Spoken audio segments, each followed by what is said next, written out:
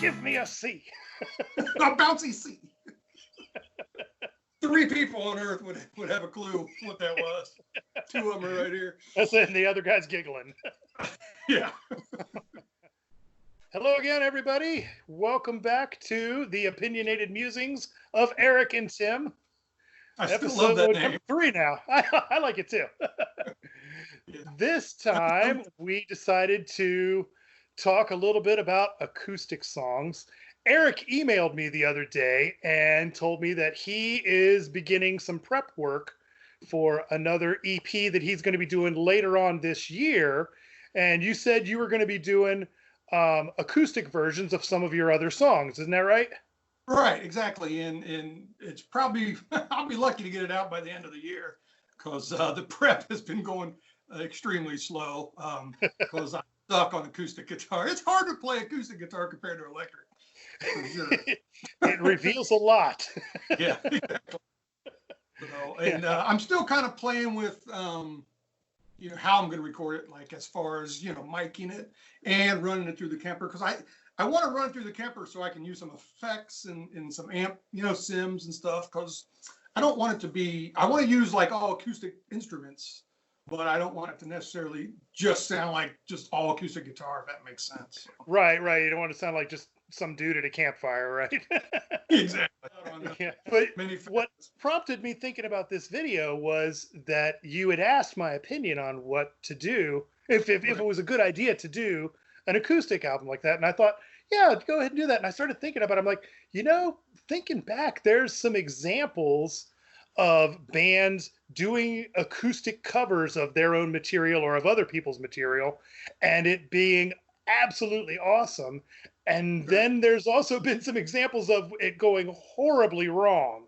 So I thought maybe we could kind of compare and contrast to a little of each tonight. Okay, sounds good to me. All right, so to start off, I'm going to kick off with one of my good choices. And this one, you and I were just talking before we started recording about how you hadn't even heard about this album. And I know you're a big fan of this band too, the same as I am. It's Night Ranger. They did the 24 Strings and a Drummer album where they did a full acoustic set of their material. And it's really, really awesome, in my opinion. On one of the bonus track, I think, on the Amazon Music version, I don't know if you get it with the CD or if you only get it with the download, but it's a bonus track where they do a cover of Don Henley's The Boys of Summer. And it's really good.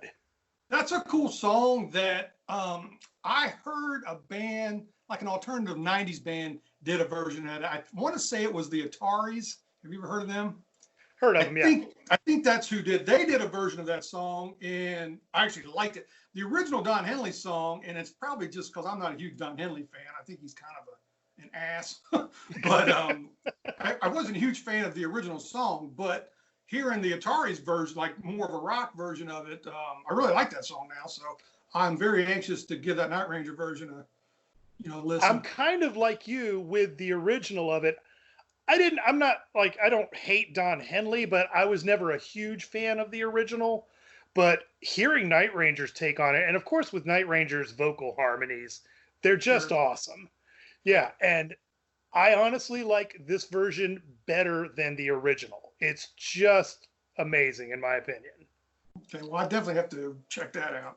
Yeah, all right. So you want to do one of your goods? I'll do a good. All right. Let's see here. Look at my list. The Smashing Pumpkins song, 1979. If you're familiar with that, it's an acoustic, instrumental version by, and I hope I get the guy's name right, Antoine Dufour. I'm assuming he's French or French Canadian or something like that. But he's one of those guys that plays the acoustic and he does the rhythms with his tapping on the body of the guitar, and it's just, you see it and you go, man, that's awesome, and you try to do it. Let me take a guess here. I'm an idiot. Let me take a guess here. Did you find the YouTube version on the Candy Rat Records channel?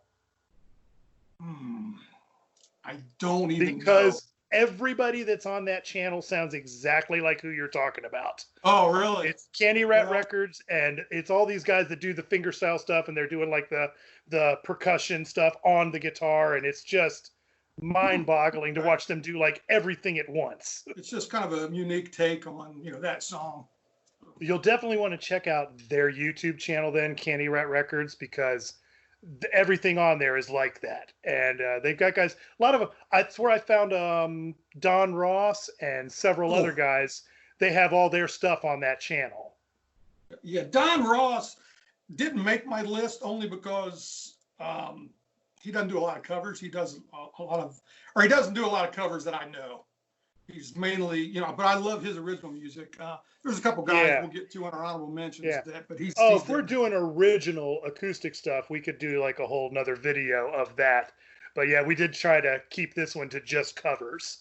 Right. And that's, I really, my list, I don't know about you, but my list changed like 10 different times. Because I'd find something and I'd go, yeah, I want to put that on there. But then I knew we wanted to keep it kind of small. So I was like, this one's going to have to go because this one's better.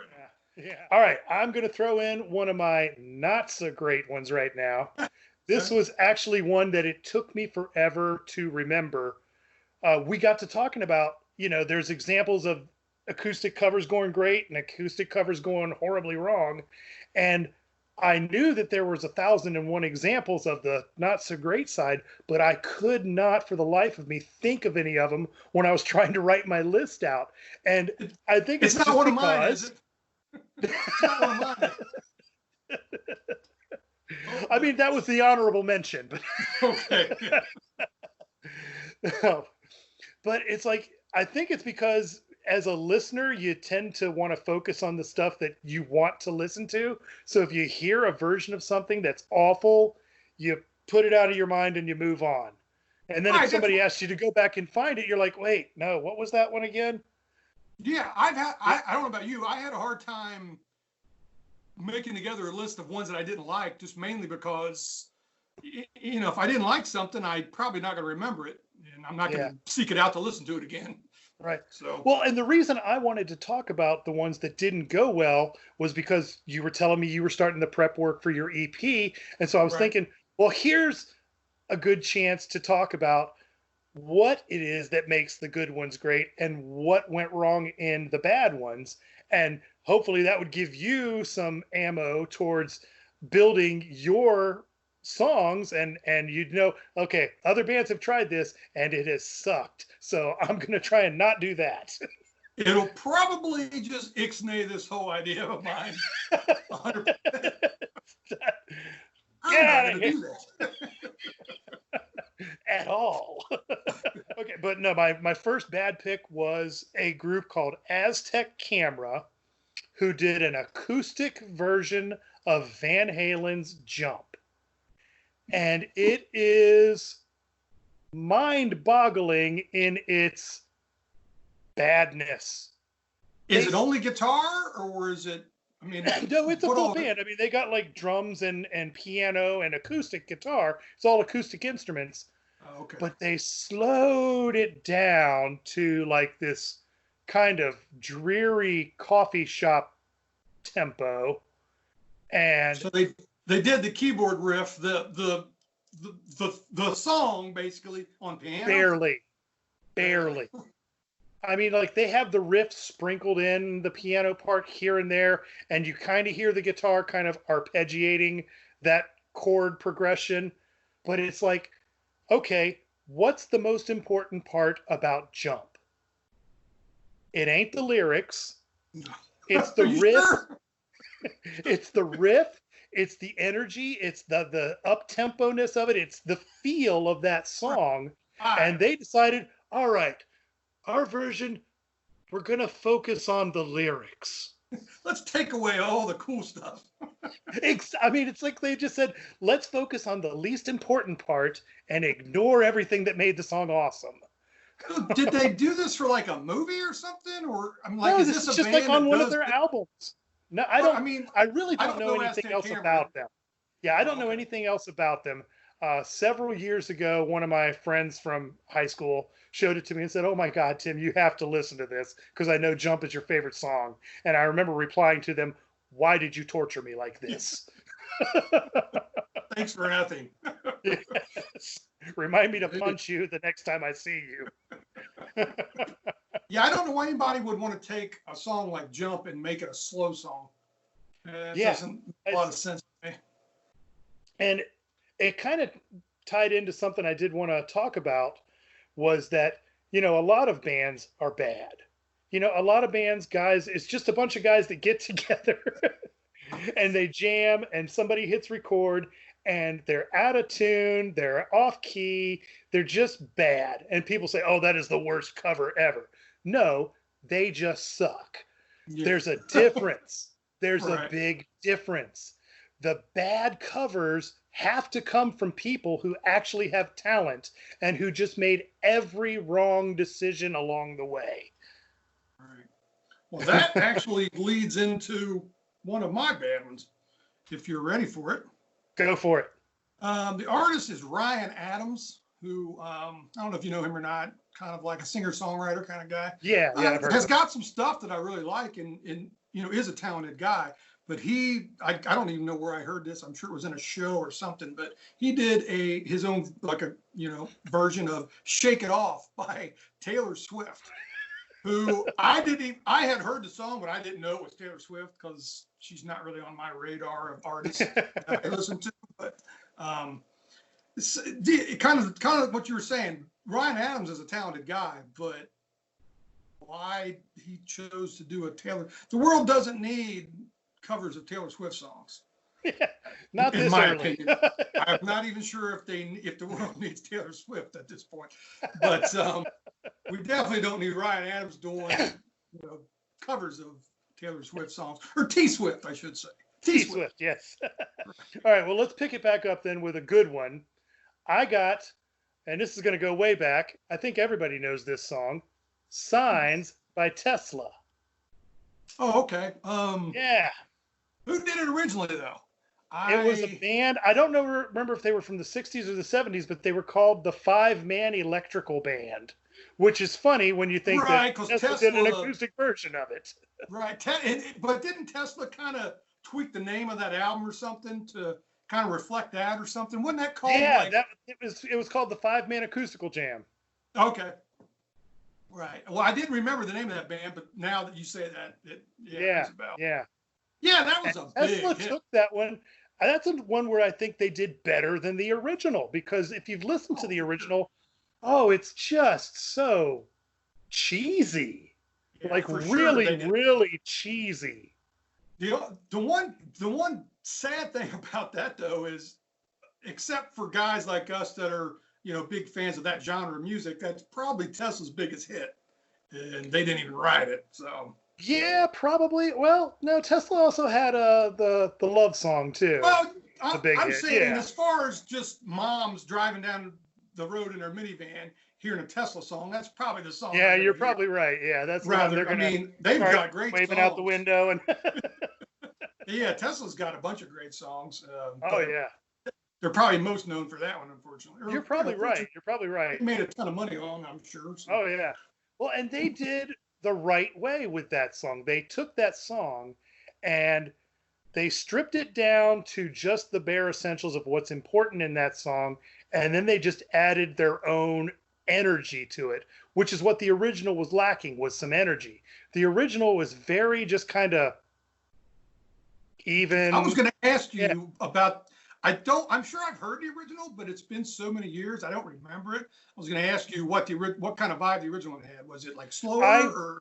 I went back. It's about the same tempo, maybe a hair slower, but it's just very safe.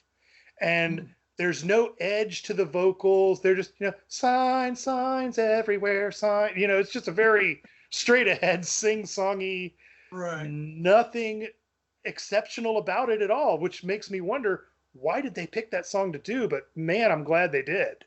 Lay it on me. Oh, let's look here. I'll do a song called "Shot of Love" by King's X. Not really a cover because it's their own song, but it's an acoustic version. Yeah. Have you heard it? Remake. I have not heard the acoustic version, but I know the original. I think they released like a hits album at one point. And it was it was an unreleased track that was on that was the acoustic version. So, it's got, it does have drums. It's got the bass. I believe all the guitars are acoustic, but it's got those awesome King's X harmonies. Oh And yeah. since it's more of an acoustic version, the harmonies are even more, prominent, and Yeah. just a great song anyway. I love the electric version, so obviously I love the acoustic version as well.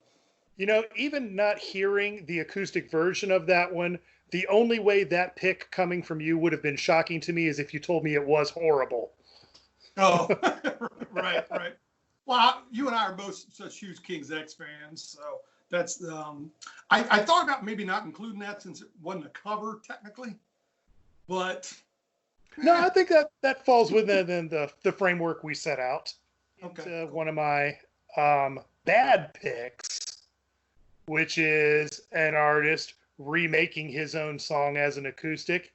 And I may take some flack on this one, but it's Eric Clapton and his acoustic version of Layla. Now, Layla, the original, is one of the most iconic songs that there is. When he did that acoustic version, what was it, like mid 90s he did that? It was Early to mid just '90s. the most boring thing I've ever heard in my life. That's It's like, interesting. That's an interesting pick because I tend to agree with you on that. I'm not a huge fan of that version either. It was a huge hit though. I seem to remember hearing that on the radio and MTV a I lot. So a remember lot of it, people yeah. liked it. It shot up the charts, but every time I listen to it, I'm like, why are we bothering with this? The original is so much better. And I get Eric Clapton is one of those guys that should have known better, I think. He took everything that was important about the original and ditched it for some unknown reason.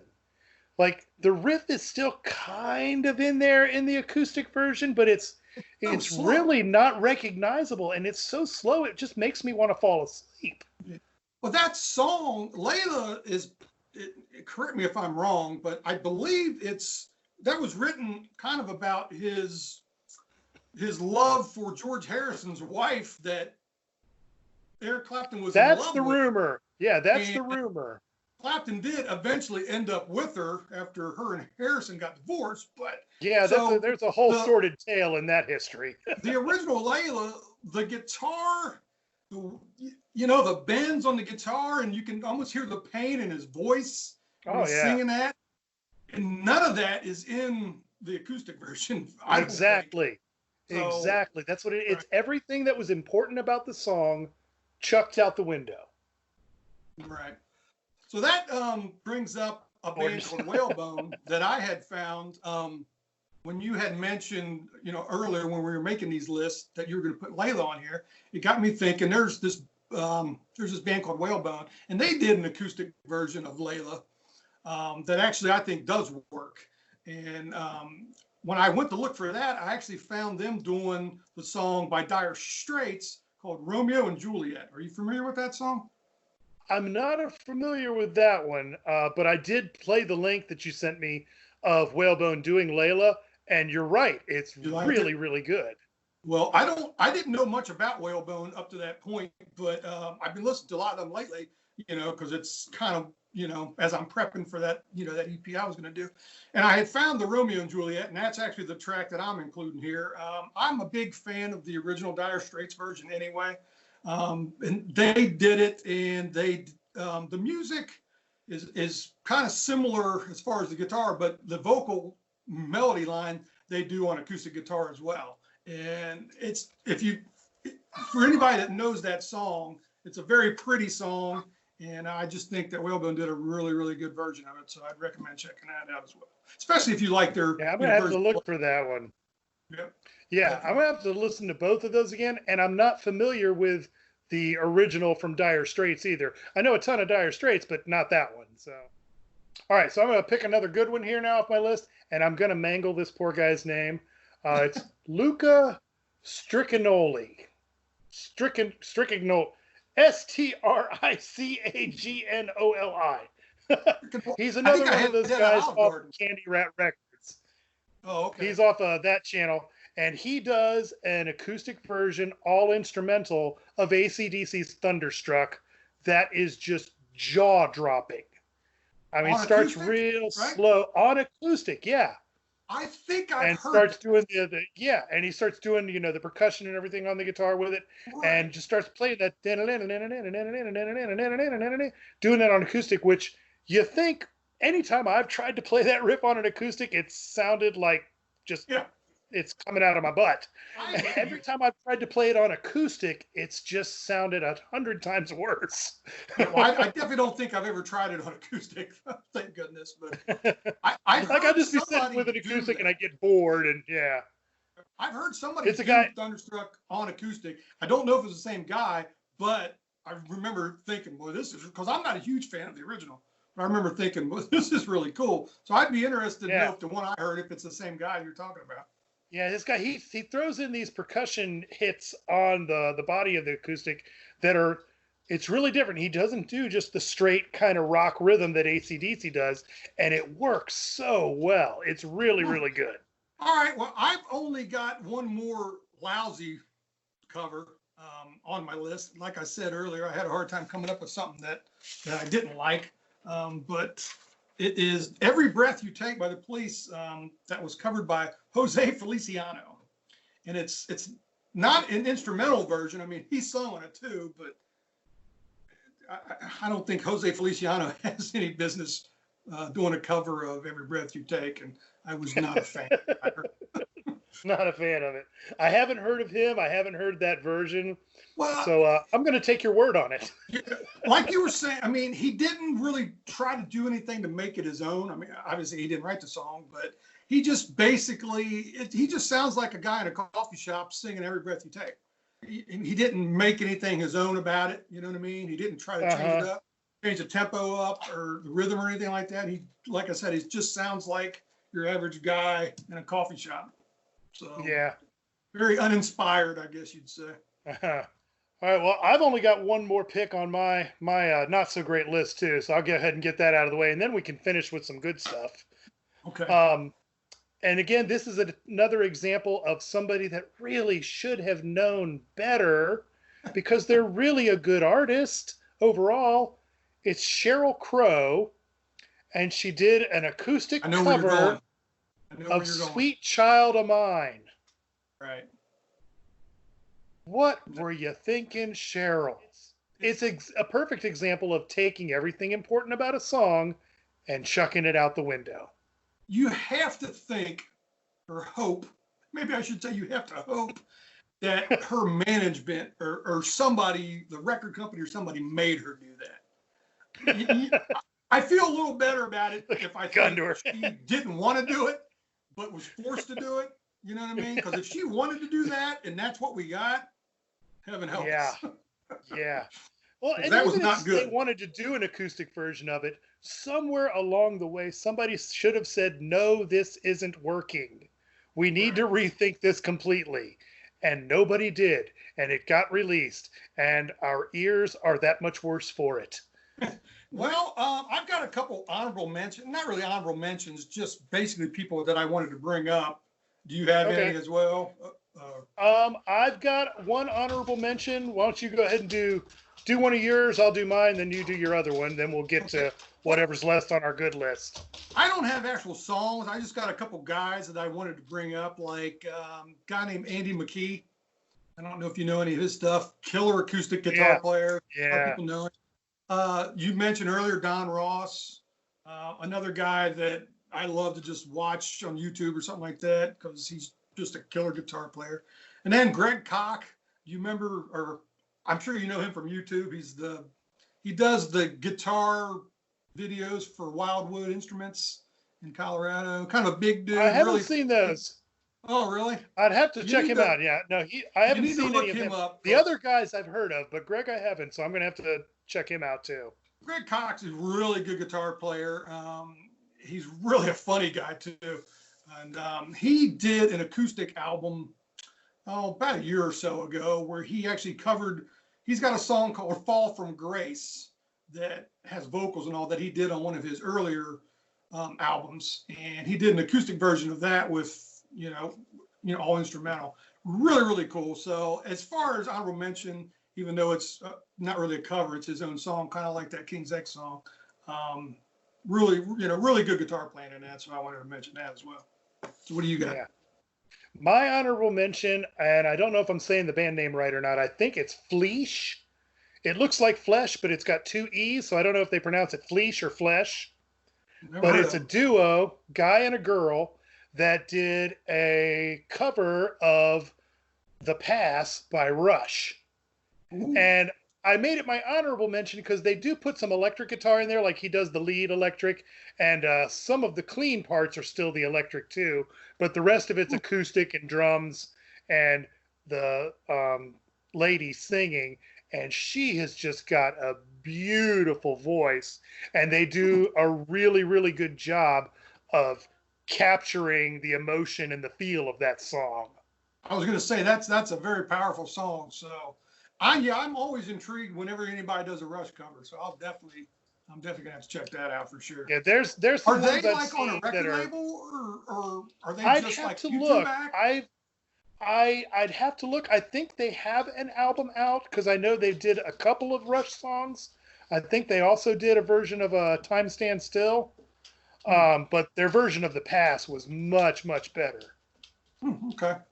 Because the reason I ask is there's a lot of people that are basically just YouTube artists, but technology and all has gotten so good, and cameras and lighting and all, that you would think, they were an actual recording artist when sometimes they're not YouTube The artists. video of The Pass that they did, it looks very produced. It looks like they sunk some money into it and Okay. actually hired like some cameraman and stuff. They may have a record deal then, so yeah, I'll definitely. Yeah, I think they do, but I think they're mainly YouTube. But I think they kind of use YouTube to drive their album. Right. Well, like I everybody could be does. completely wrong. I could be completely wrong. I really don't know that much about them, but that was the impression I got from looking through their YouTube channel. Right. Well, my last one that I have is actually by a band that I'm not a huge fan of, although I did kind of like the track, but I like, this acoustic version. The band is Coldplay. The song "Yellow" from Coldplay. It was done by a guy named Calum Graham or Calum Graham. I'm not exactly sure how he says his name. Another one of those acoustic guys that, younger dude that just blows your mind on acoustic. His version of "Yellow" is actually playing on one of those harp guitars, so it's like the top's got the longer, real fat strings on it. And I know the name. I don't know if I've checked any of his other stuff out though, but I know that name. He's actually done some collaborations with Don Ross, so you may recognize his name from some Don Ross. Yeah, that's probably what I've seen is those two together. He's just a young guy. He's done a lot of covers. His covers are always excellent, but his original stuff is great too. One of those guys that you have to be careful. If you watch too much of him, you'll want to just quit guitar because he's just that good. And, right. Yeah, when I saw that, I knew that had to be on my list. So that's my last one. Well, my final one, I almost didn't put on the list because it doesn't actually have any guitar in it. There's no acoustic guitar at all. It's just a piano. And it's Dee Snider's version that he did for, I think it was Children's Cancer Awareness, where he sang "We're Not Gonna Take It." Really? Never heard. You haven't seen that? Oh my goodness! Check it out. Heard the original. Have some tissues. Seriously, really? It's so emotional, and the video online, he's out in the desert with this guy on piano singing the song, but then they intersperse it with shots of children who are going through cancer treatments and having to get their head shaved, and I mean, it'll just tear your heart out. How old is it? Is it just a couple of years, just a few years? Yeah, it's within the last 2 to 5 years. I can't remember exactly when it came out. Not like in his heyday, basically, though. No. It's very, very recent. But he still sounds. I mean, he sings it almost like he does in the original. The full-on metal vocal, but against this stripped-down piano track of it, and they slow it down a little. Oh my goodness, the emotion that comes out of that song is just, you'll jaw drop. It'll jaw drop. That's cool, because that's not the type of song that you would. No, number one, you wouldn't think somebody would do like an acoustic version of it anyway. Right, you wouldn't think that would work at all. To turn it into like an emotional song, like you're saying, that's not the kind of song you would think somebody would do that No, with. no, absolutely not. You wouldn't think if somebody told you, I'm going to have Dee Snider do a slowed down version of We're Not Gonna Take It on piano, and you're going to be like, get out of here and lay off the drugs. And But it's going to it make you works. weep. Yeah, exactly. Well, guys, that's our small list of acoustic, basically acoustic cover do's and don'ts, I guess. Yeah. If there's stuff that we didn't put on these lists that you think really needs to be mentioned, leave us a comment and tell us about it. If there's something that we picked that you guys absolutely agree with, or you just want to flame war us to death, let us know. I'd love to hear some feedback on these. Definitely. I would like, if anybody out there knows of any, like, acoustic versions of, like, hair metal classics or something like that, I'm really into those. So definitely, let me know down in the comments for anything like that. Well, I think that about wraps it up for us then, doesn't it? Yeah, that was pretty short, I think, wasn't it? I don't know what time it is, but I don't know. less than an hour, I'm sure. So That's for us, that's a pretty good. marathon sprint for us. All right, guys. Well, thanks for watching. We'll see you next time. Take it easy.